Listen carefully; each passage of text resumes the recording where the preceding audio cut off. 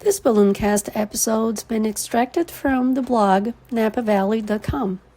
The title is Some Wine Facts for the Budding Wine Enthusiast. Levels, intermediate up. Wine is one of the oldest beverages known to man and continues to be celebrated globally. Yet, the intricacies of grapes, winemaking, and tasting might seem a bit daunting to newcomers. Here we've compiled some wine facts and tips designed to inform and empower you the next time you reach for a bottle. So whether you're popping a delightful champagne or a Napa Cabernet, use this guide to take your wine knowledge and experience up a notch. Because when it comes to the world of wine, it's a big wide world worth exploring. About the grapes.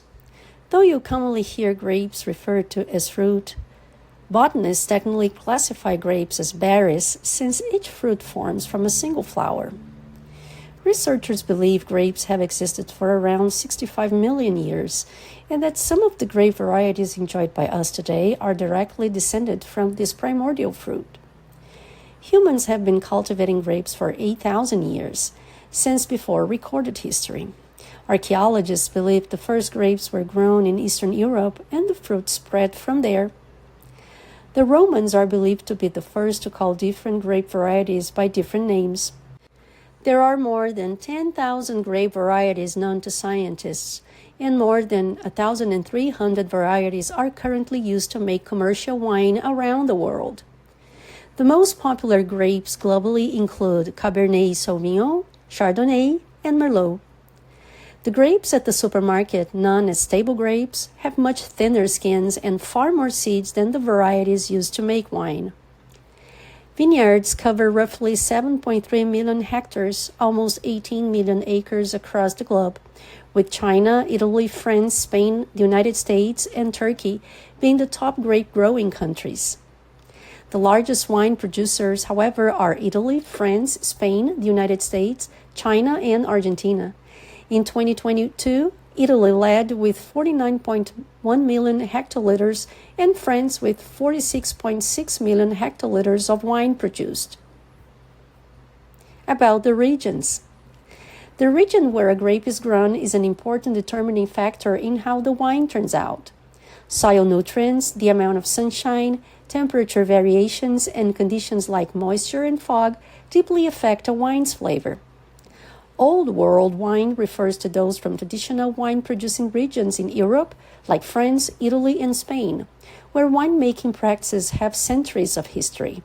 New World wine, on the other hand, is produced in countries like the United States, Australia, and Chile, where winemaking traditions have been influenced by their European predecessors.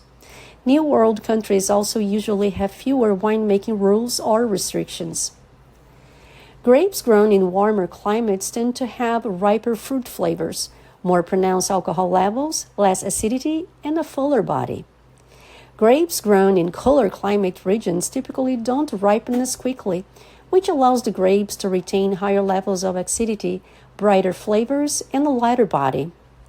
The latitude and altitude at which grapes are grown also significantly impact the wine. For example, Argentine Malbec from high-altitude vineyards in Mendoza offers a different profile compared to Malbec grown at lower elevations. Wine regions dot the entire U.S., but the states of California, Washington, and New York lead the country in wine production. California accounts for the majority of U.S. wine production, producing about 80% of the nation's wine. While sparkling wine, meaning a wine with carbon dioxide bubbles, can be made anywhere, only sparkling wine grown in the Champagne region of northeast France can be called champagne. About serving. As a general rule, white wines should be served before reds, younger wines should be served before older vintages, and dry wines should be served before sweeter ones. When it comes to serving temperatures, white wines should be served at 45 to 50 degrees Fahrenheit, while red wines should be served slightly warmer at 50 to 60 degrees Fahrenheit. Sweet wines like ports and dessert wines should be served closer to 55 to 65 degrees, while sparkling wines do best when thoroughly chilled to 43 to 48 degrees Fahrenheit, not only for optimal enjoyment, but also for a seamless experience opening the bottle. If you need to chill a bottle of wine quickly, wet a few paper towels or a kitchen towel and wrap them around the bottle. Then place the wrapped bottle in the freezer for about 15 to 20 minutes. Just be sure to set a timer. Leaving it too long could risk the bottle freezing and potentially breaking. Decanting, the process of pouring wine from its bottle into a separate container, can sometimes improve the wine's flavor by allowing it to breathe, softening harsh tannins and allowing the nuances to open after being cooped up for so long. It's a common practice to decant older vintage wines in particular, not only to open it up, but also to separate the wine from sediment which may have accumulated in the bottle while aging. What's in the glass? In general, the color of wine comes from the grapes used. Reds are usually made from purple or blue grapes, while whites are made from greener grapes.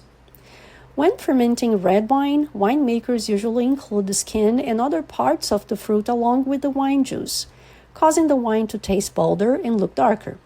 White wines are made from only the fruit juice.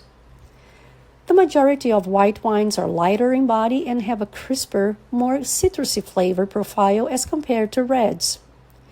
White wines generally have less alcohol and fewer calories than reds. Red wines are often served in larger, bold glassware, so the bold aromas and flavors can emerge through mingling with oxygen in the air. Wines aren't just red or white. You'll also find pink, rosé, and even orange wines. Although winemakers will describe a wine as having certain flavors like blueberries, citrus, or even dirt, wines aren't actually flavored with anything. Those flavors and aromas come from the grapes, the winemaking process, and aging, such as in oak barrels. Wines aged in oak barrels often have notes of vanilla, cloves, smoke, coconut, or toast. The type of oak and the time spent aging can significantly influence the wine's final taste profile. When you swirl wine in your glass, you might notice the liquid forming legs that run down the sides. This is often mistakenly thought to indicate the quality of the wine, but it actually reflects the wine's alcohol content and body. Bigger wines with higher alcohol tend to have more pronounced legs due to the difference in evaporation rates between alcohol and water. How to taste? The first stage of wine tasting is looking over the appearance of the wine. Noting the color and viscosity with your eyes can give an idea of how the wine may taste and how old it is. The second step is to analyze the aromas.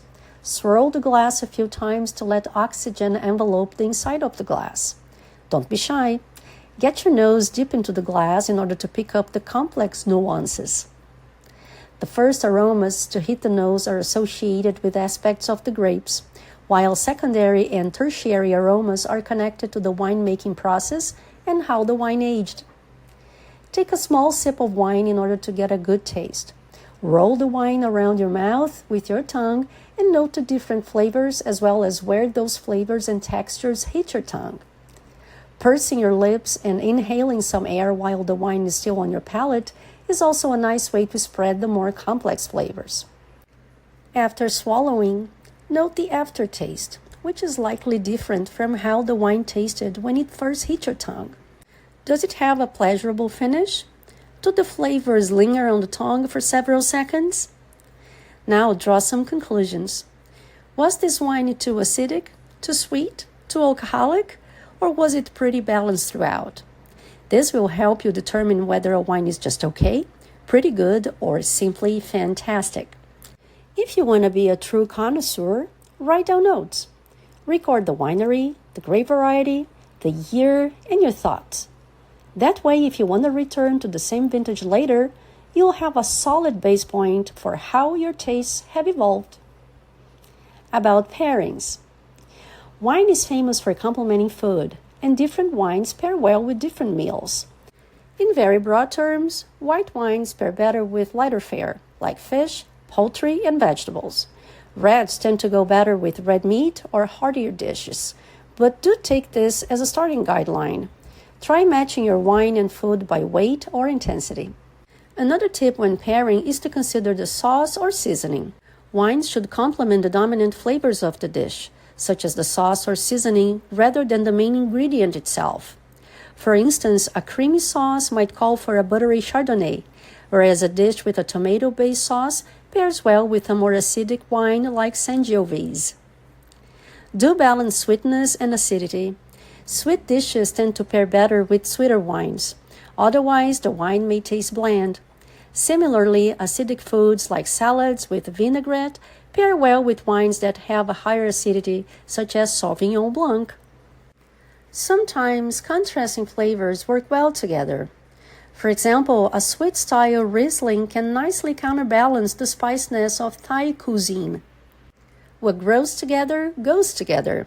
When in doubt, pair wine with foods from the same region. This is particularly important in Old World regions, where the food and wine have evolved together culturally. The bottom line is, gone are the days when wine appreciation was seen as a pretentious pastime. With a bit of knowledge, it's actually incredibly enjoyable. Armed with these basic facts about wine, from the impact of climate and geography on winemaking to the detailed techniques of wine tasting and serving, you are now prepared to explore the depth and breadth of the wine world. So, pour yourself a glass, relish the rich flavors and aromas, and toast to this time-honored tradition.